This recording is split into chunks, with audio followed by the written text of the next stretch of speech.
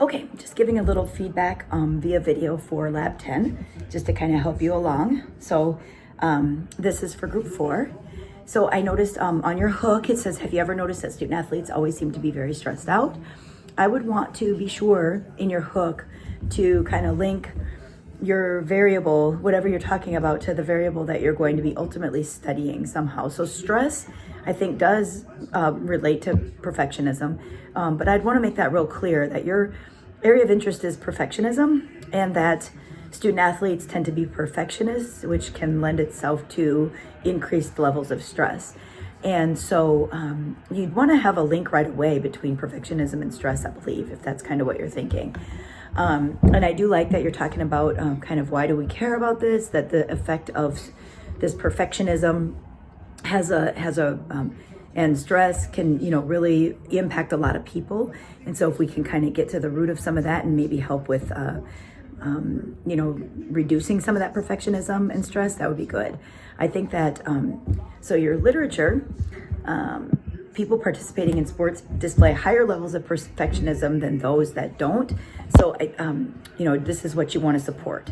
You have perfectionism and in sports, but then sometimes there's stress, and then sometimes there's not the variable of stress. So I'm just wondering how you're going to keep that linked in, or if that's just sort of if that's not something that you're studying. And if it is or isn't, we just need to decide so that you can either include it and include the literature or not. I like your background literature that those who participate in sports have greater focus on winning and success, and perfectionism then plays a role in that because it can increase their level of perfectionism just with that kind of winning mentality. I think that makes a lot of sense. Psychological journeys of football players, this is a really good study as well. They put extra pressure on themselves and their standards are different. I think those are all really relevant studies.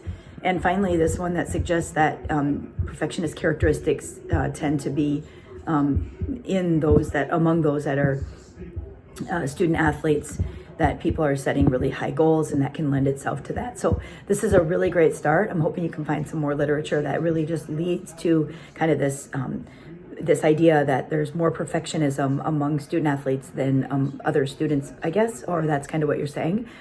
And then your gap, you're focusing on addressing perfectionism levels.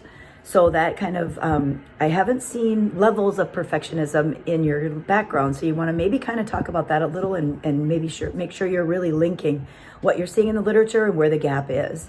And then why do we have to fill that? I think that's good. There's a lot of athletes, and there's probably ways to help with some of that so that they can not have so much stress but still be good at their sport. And so correlation between levels of perfectionism in athletes and non-athletes. And so now you're kind of introducing the two types, the non and athletes. And I didn't see a lot of literature on non-athletes. So if you're going to include that, you're going to want to have literature that supports that, or that there's some kind of a link between, that non-athletes tend to not have a perfectionism mentality. Maybe there's something in the background that would talk about that. And if not, you want to just close that gap with your study, but you want to talk about that. So I think you guys are off to a really good start. So just maybe a little bit more literature, incorporate the stress or not, but make sure it's very clear how you're incorporating that if you are. And then the gap, kind of linking your gap a little bit better to the current study. Okay.